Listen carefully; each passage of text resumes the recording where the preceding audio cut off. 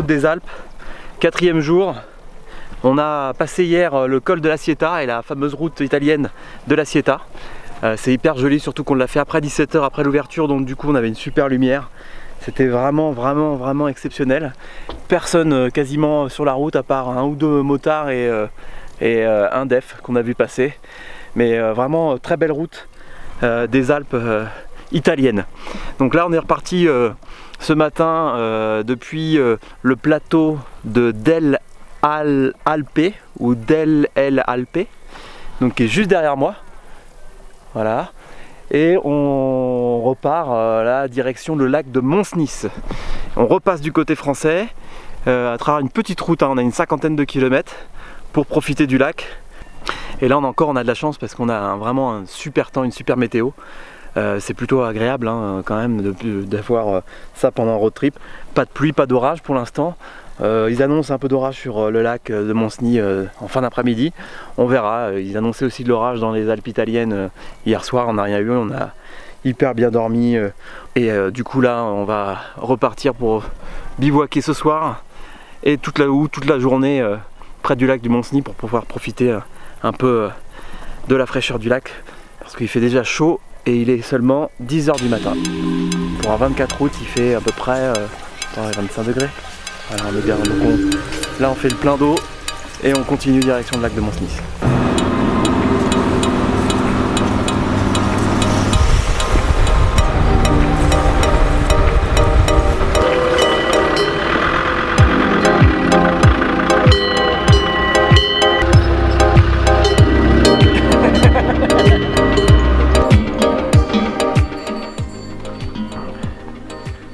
Les fameuses italiennes.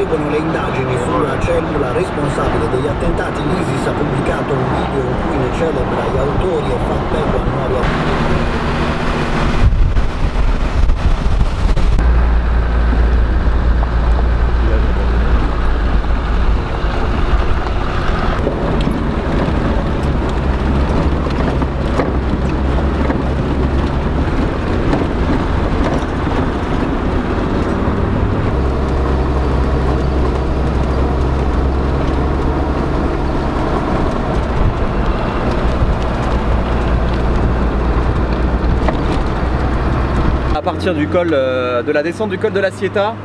On a traversé la ville de Susa, toujours en Italie, et là on est reparti en France et on remonte vers le col de Mont-Cenis, côté italien, et on passe du côté français par le lac de Mont-Cenis. C'est superbe.